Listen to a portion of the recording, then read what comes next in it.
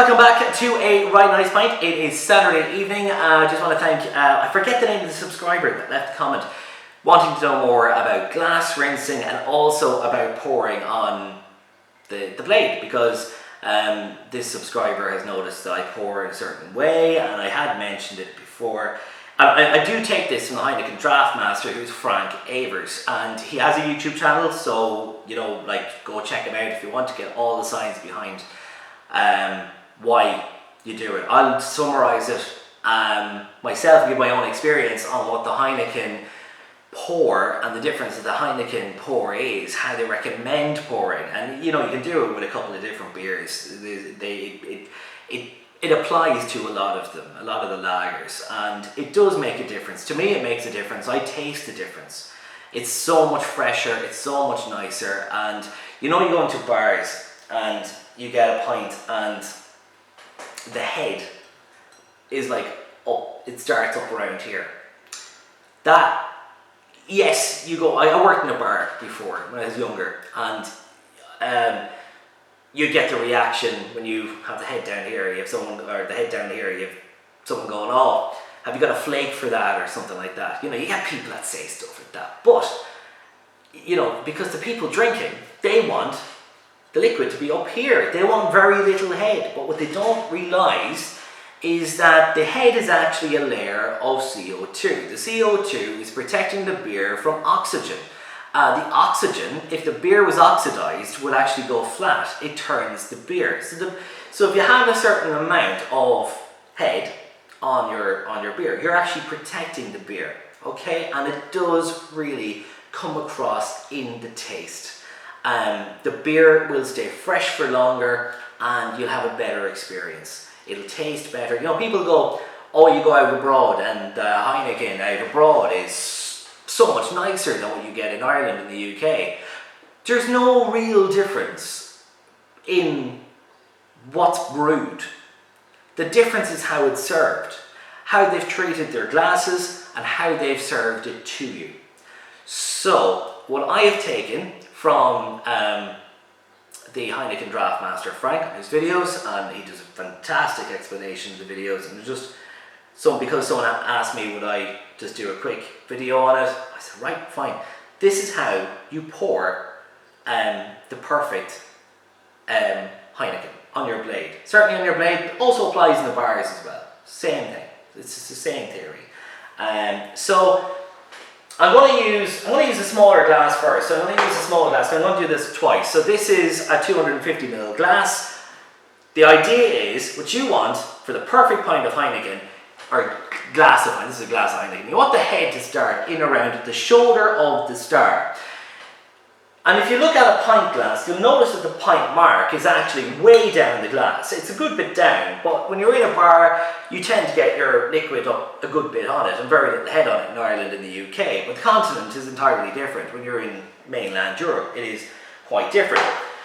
So we're going to try and get this on the shoulder of the star. That's what I'm going to aim for here. We're going to get fairly close to it anyway. That's the aim. So we've got our Heineken in here. I put this in last night. It's at 2 degrees. There's only been maybe a pint or two taken out of this so far. I'm going to use the glass rinser. We did a video on this a while ago, why we use it. The reason being, two things. We're going to bring down the temperature of the glass, because the glass is probably, well, what temperature is it today? That glass is sitting at about 12 or 13 degrees anyway.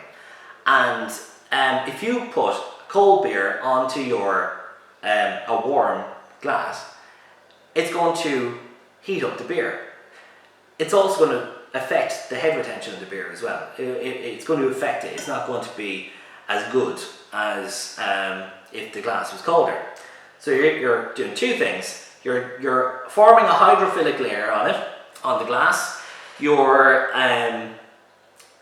cleaning the glass as well, taking any fingerprint marks, anything like that, and you're cooling it down. So you're doing a couple of things. So let's give it a good rinse. Cold water, really cold water, fresh cold water just gone in. No detergent or anything like that in there. Let some of it flow out. It looks like it's really, really clean. It's glimmering right now as I'm looking at that. So next step, 45 degrees.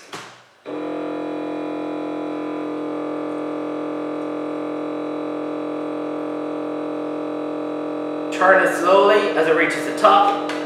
Then you get your skimmer, angle of 45 degrees, skim the glass. By the way, that skimmer is also sitting in water in its little bucket there. And what you should get is something that looks like this. So there you go. We are fairly accurate with that. It's on the shoulder of the star.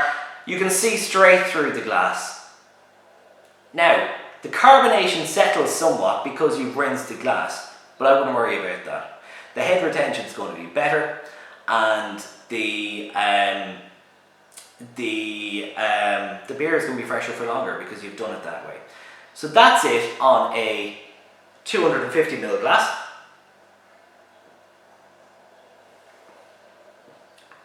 The lacing is also going to be better, by the way.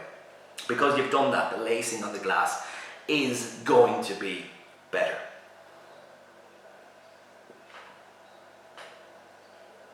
You can see it already. Can you see that? The lacing is already better.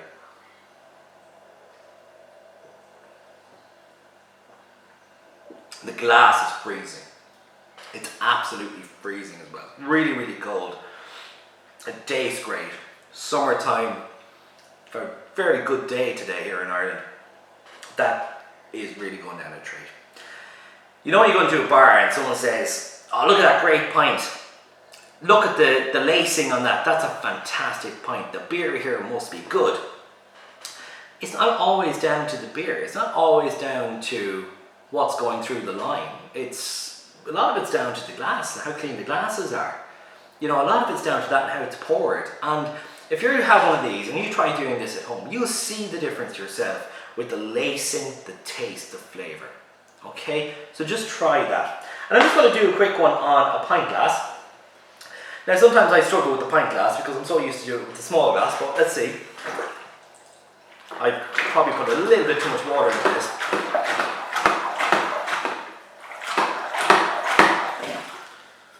So just make sure you give it a really good rinse. I just want to make sure that, yeah, it's really shiny. It's really, really good. Look at that. It's gleaming. So let's try it one more time, this time with a pint. Same applies. 45-degree angle after rinsing the glass. We're aiming for the shoulder of the star. So this is what you'd get if you were in Amsterdam. Well, that's the idea anyway. I'm not in Amsterdam, I'm in Ireland. But let's see how we do.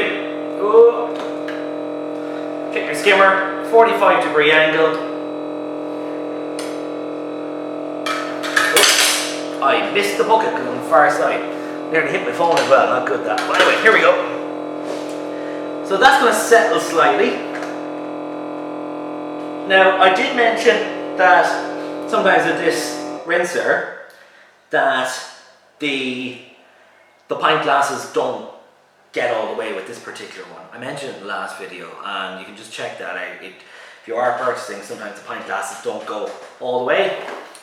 So there is actually more bubbles at the bottom of this than there should. But anyway, the aim was the shoulder of the star, and as you can see there, we have done that again.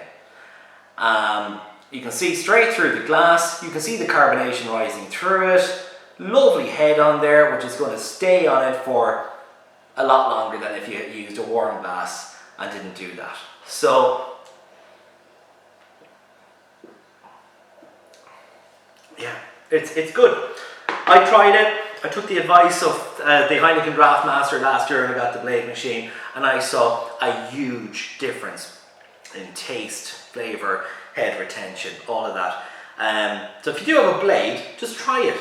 You know, you don't have to go and just purchase these things like you don't have to just go and purchase skimmers and all that. You can use a knife if you want. You can use a knife to do skimming, and you can try and use some other brushes or something, or just rinse it in a tap and see how it goes down for you. Does it improve the beer for you?